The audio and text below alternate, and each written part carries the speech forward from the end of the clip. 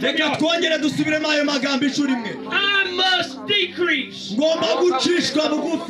And he must increase. Come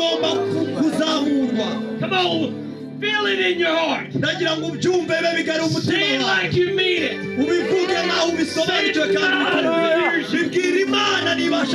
God, I must decrease. I must decrease. You must decrease.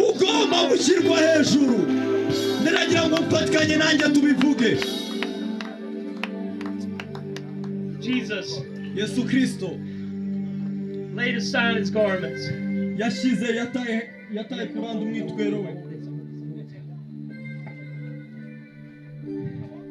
He took a towel that a servant would wear. Do you understand?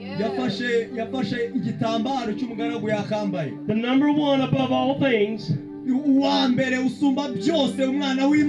left his glory, laid it aside, and he took on the form of a servant.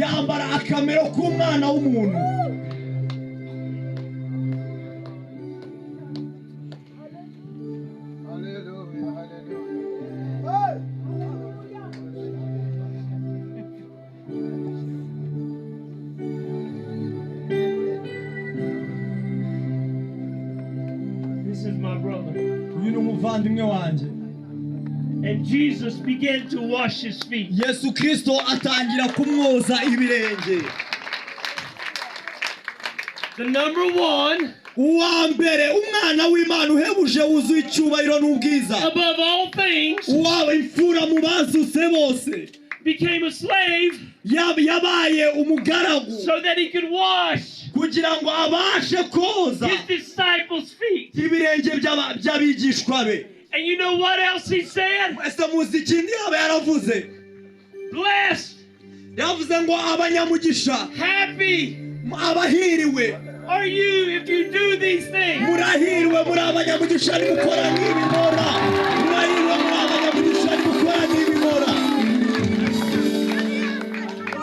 Happy are you.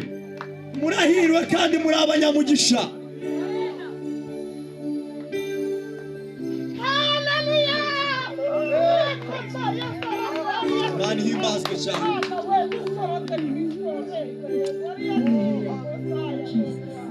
Ngwino.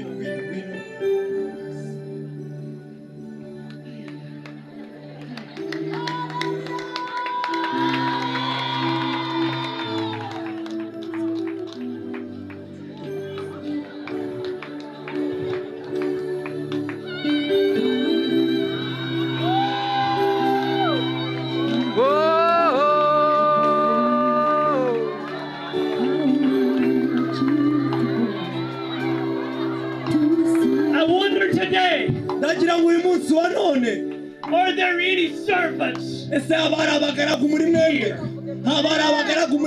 there any servants here? You ready to humble yourself? Here's a place to serve. Just one. I'm touching your heart. Are you feeling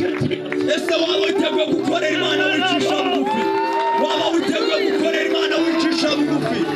Is there more?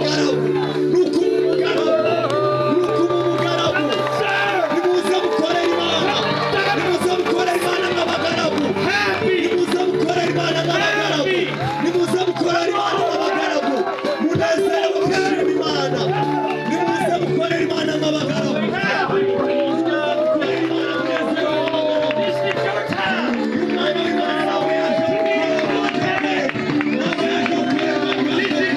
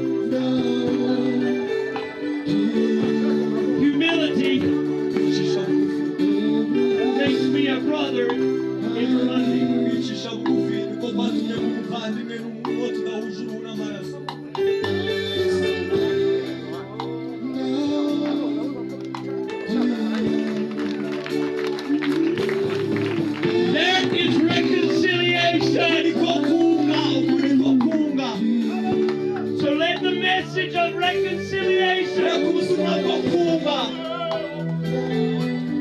Go to the land of 1,000 hills.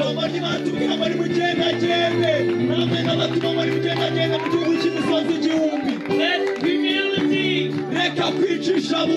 and not pride save the souls of Rwanda. The souls of Burundi. The souls of Kenya, Uganda. The souls of Africa. And the rest of the world.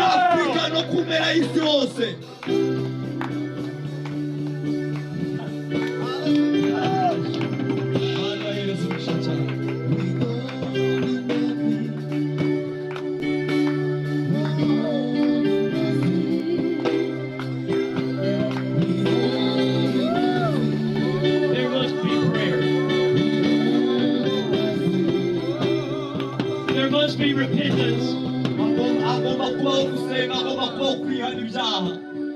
Do not be ashamed of God.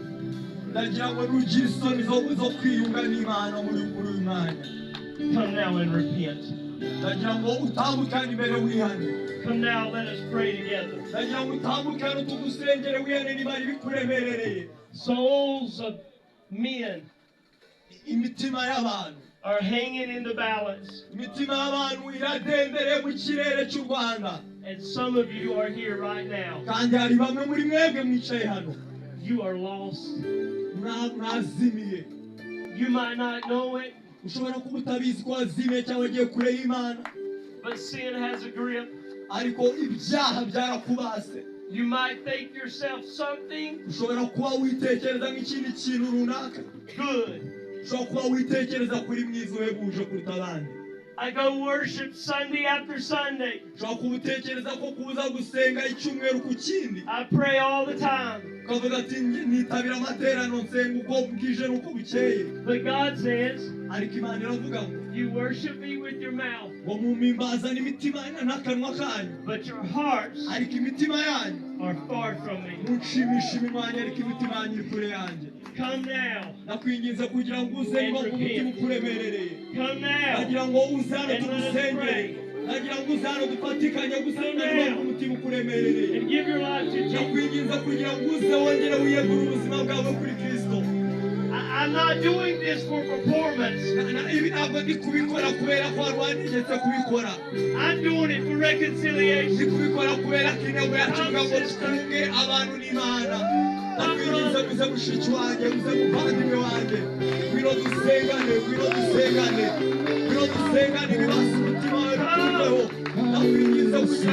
Now's your time. Today is the day of salvation.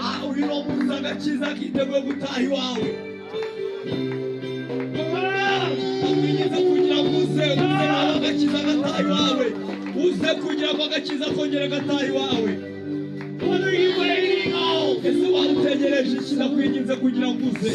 Are you waiting on another crucifixion? Are you waiting on another sacrifice? There won't be one.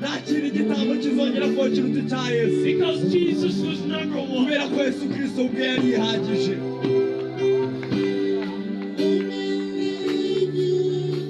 Those who have come, and those of you who remain in your sins, you can't move. Because you remain in your seats because it's too hard to get up. You're concerned about what other people will think.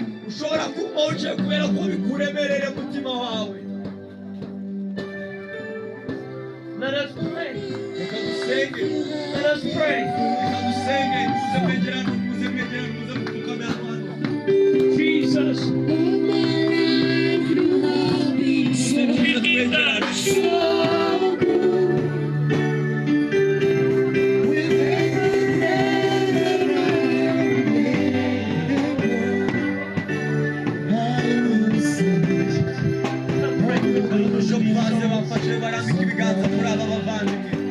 Circle mubazenguruke ababishumba abashumba bari hano abavasiya b'uturere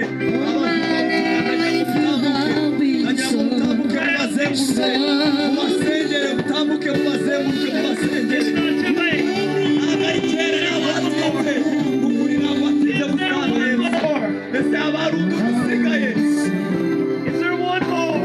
abarundi musigaye abarundi musigaye witeguye gusanga Yesu abarundi musigaye witeguye gusanga Yesu nakwinginze Mana kugira ngo gusenga kwawe ugabusenga kwawe nakwinginze kugira ngo gusenga kwawe nakwinginze kugira ngo gusenga kwawe nakwinginze kubabarire ibyaha byabo bakize ubwibone nakwinginze kugira ngo bacishe bugufi mu bwami bwawe kugira ngo nyir'ubazamure. Thank you, Jesus. Thank you, my Savior.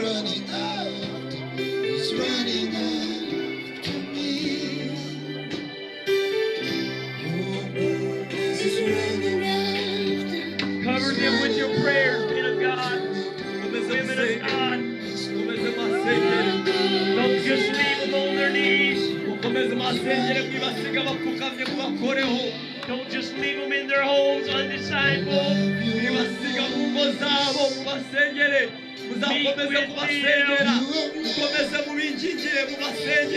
Visit with them.